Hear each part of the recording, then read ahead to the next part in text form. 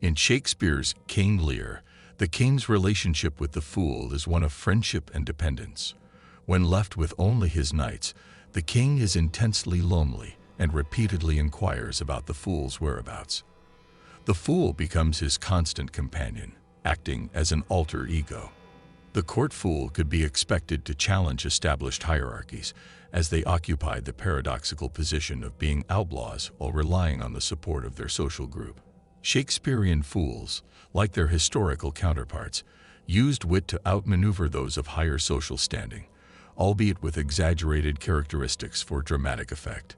The myth of Parsifal, an old Arthurian legend, describes a boy's journey to manhood. Known as Parsifal the young fool, he resides with his mother, and after witnessing passing knights, decides to leave home to become a knight himself. He undergoes numerous trials that initiate him into adulthood. In the story, the Grail Castle faces a crisis. The Fisher King, its ruler, is gravely wounded, incapable of living or dying, and rendered impotent, leading to a barren kingdom. This mirrors the psychological wound's manifestation as external issues. Every adolescent receives their Fisher King wound, transitioning from naive consciousness to self-awareness, realizing that the world is not solely a realm of joy and happiness. However, this initial contact with the wound lays the foundation for redemption in life. A knightly ceremony in the Grail Castle involves a maiden holding the Holy Grail filled with wine, granting each drinker's deepest wish. However, the Fisher King remains excluded, suffering alone. No outward effort can succeed when the inner capacity is wounded. This form of suffering, being in the presence of beauty, happiness, and holiness, but unable to partake in any of it, is perhaps the most profound. The court fool had long prophesied that the Fisher King's healing would come when an innocent fool arrived and posed a specific question.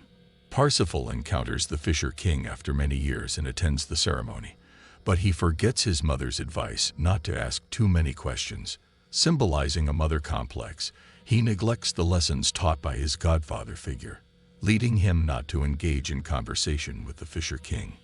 Parsifal departs the castle without asking the crucial question, and the castle vanishes. It takes Parsifal 2 decades to find the Grail Castle again. In some versions of the story, when he revisits the castle and inquires whom the Grail serves, the Fisher King is healed, and happiness reigns. The Grail represents the central meaning of human life, and life's purpose is to serve the Grail or one's higher self. Robert A. Johnson, a Jungian analyst, suggests that a man must turn to his inner fool, represented by an innocent, foolish, adolescent part of himself, for healing. This inner fool is the only one who can heal this Fisher King wound. In Don Quixote, considered one of the first modern novels, Miguel de Cervantes portrays a man driven mad by reading chivalric novels. He becomes Don Quixote, a knight-errant who, riding a feeble horse, sets out to defend the innocent and vanquish the wicked, but often accomplishes the opposite. He undertakes these quests in the name of a peasant woman whom he idealizes as a princess, although she remains unseen in the novel. The term quixotic now describes someone deluded, unable to distinguish reality from imagination, pursuing lofty and impractical ideals. The story of Don Quixote is indeed a classic tale of a character who tilts at windmills, symbolizing the idea of attacking imaginary enemies. Don Quixote's recruitment of Sancho Panza as his sidekick and squire adds depth to the narrative, as Sancho represents a stark contrast to his master's idealism. While Don Quixote is driven by grandiose fantasies of chivalry, Sancho is a down-to-earth peasant who follows him, driven by the promise of great wealth. Don Quixote's good intentions often lead to unintended harm to those he encounters, primarily because he perceives the world through the lens of his idealized fantasies rather than as it truly is. While Don Quixote is undoubtedly seen as a fool, he occasionally displays moments of wit and sanity, but only when he avoids discussing chivalry. This serves as a warning that even intelligent individuals can become victims of their own foolishness when they become consumed by their obsessions. As the story progresses, Don Quixote falls ill and enters a state of delirium, leading to a tragic shift in the narrative's atmosphere. What was once a comedic tale turns into a tragedy, and the same people who had previously ridiculed Don Quixote now feel pity for him. They insist that he is indeed a knight, suggesting a shift in the perception of his sanity. Eventually, Don Quixote awakens from his madness, realizing the folly of his pursuits. This transformation prompts the question of whether it is better to know the harsh truth and be unhappy or to live in blissful ignorance, a theme explored in Fyodor Dostoevsky's The Idiot. In The Idiot, Dostoevsky delves into the dichotomy of knowing the truth and being unhappy versus living in ignorance. The protagonist, Prince Mishkin, returns to Russia after seeking treatment for epilepsy and idiocy in a Swiss sanatorium. He embodies innocence rather than comicality, emphasizing purity and open-heartedness. Mishkin's character serves as a stark contrast to the corrupt, materialistic, and manipulative society he encounters. Despite being labeled an idiot due to his naivety, Mishkin possesses deep insights into human nature and embodies true Christian values. He is unpretentious and straightforward, incapable of concealing his feelings to impress others. This leads to his reputation as an idiot, even though he offers profound perspectives on humanity. In contrast to Mishkin's outlook, one of the characters, Ippolit, embraces atheism and nihilism, nearing death from tuberculosis. Ippolit rebels against society, nature, and God, declaring that it is better to be unhappy and know the worst than to live in a fool's paradise. Mishkin, however, cannot comprehend why someone would willingly choose unhappiness. Mishkin's interactions with various characters highlight the importance of small acts of kindness and redemption. He serves as a moral and spiritual guide to those he encounters, emphasizing the significance of humility and compassion in saving one's soul from sinfulness. Dostoevsky's novel contains the famous line, "Beauty will save the world," suggesting that aesthetic and moral purity can have a transformative impact on society. The motive of the fool as a central character who ultimately becomes a hero is a recurring theme in folklore and literature. In Russian folklore, the character of Ivan the Fool embodies this archetype. Ivan, the youngest and seemingly simpleton son in a peasant family, is initially taken advantage of due to his naivety and kindness. His two older brothers are enticed by greed and military power, leading to their downfall. Ivan, on the other hand, lives a modest life, caring for his father and mute sister, and working on the farm. Despite facing numerous challenges and temptations orchestrated by devils, Ivan remains steadfast in his simplicity and goodness. He ultimately triumphs over adversity, showcasing the power of his heart over material desires. Ivan's innocence and generosity lead to his unexpected rewards, including marriage to the Tsar's daughter. The concept of the fool as a hero is a recurring theme in many cultural narratives, emphasizing the idea that wisdom often emerges from unexpected sources. These tales highlight the transformative potential of innocence, kindness, and authenticity. The tarot card known as the Fool further explores the archetype of the fool on a symbolic and spiritual level. The fool is often depicted as a wanderer embarking on a journey, with a white rose symbolizing innocence and purity.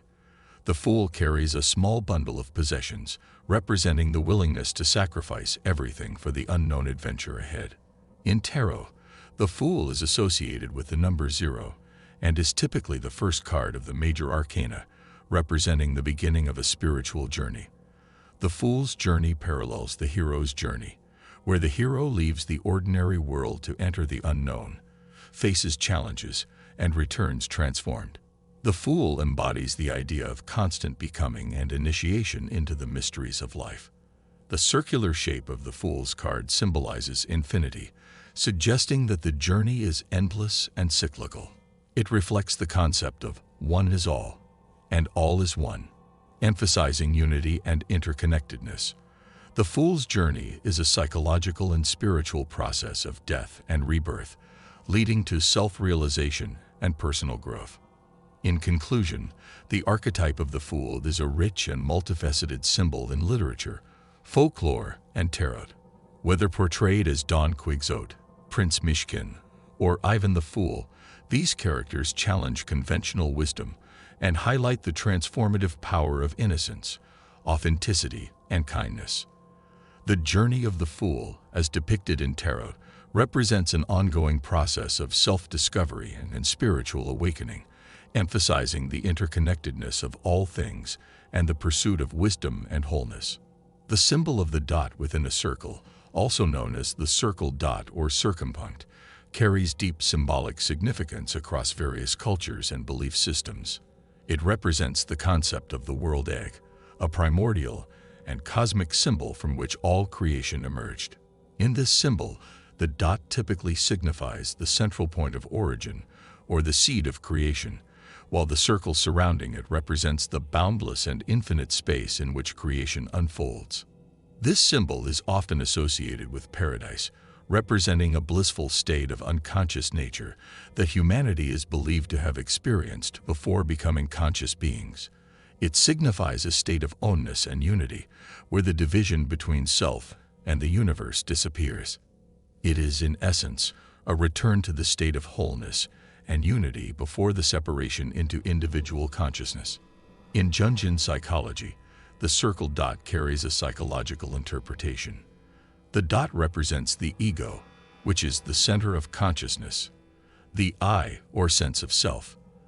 The circle represents the self, which encompasses both the conscious and unconscious aspects of the psyche. In this context, the symbol emphasizes the integration of these aspects, striving for a state of wholeness where the ego aligns with the greater self. Jung's quote, "It is not I who create myself, rather I happen to myself," underscores the idea that true self-realization involves a process of discovery and integration, rather than a deliberate creation of the ego.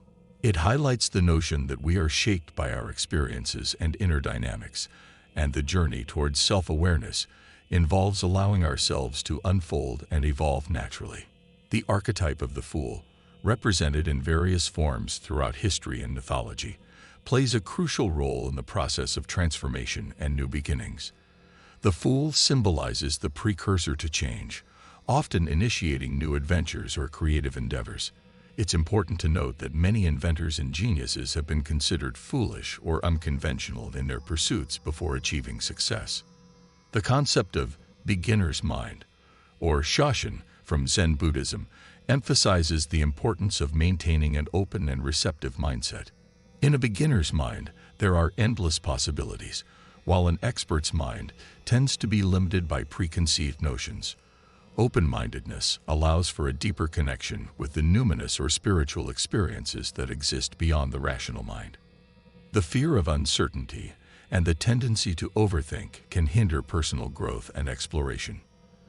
The fool, by contrast, embodies the courage to embrace the unknown and step into uncharted territory. While it may involve making mistakes and experiencing failures, these experiences often lead to unexpected successes and personal growth. The fool archetype is closely related to the child archetype, as children tend to be more open and instinctual, less bound by societal norms and expectations. Embracing the energy, creativity, and authenticity of childhood can be a source of inspiration and renewal in adult life. The fool also embodies the idea of living in the present moment and not taking life too seriously. This perspective encourages optimism, spontaneity, and the willingness to take risks. Friedrich Nietzsche's quote about regaining the seriousness of a child at play highlights the value of maintaining a lighthearted and curious outlook on life. Marie-Louise von Franz's association of the fool with the inferior function in Jungian psychology suggests that the fool represents an undeveloped aspect of the psyche. However, the fool also serves as a bridge to the unconscious, holding the key to unlocking hidden potentials and wholeness. The fool's willingness to risk ridicule and mockery to pursue truth and love aligns with the concept of being the fool for Christ's sake, a term derived from St. Paul's writings.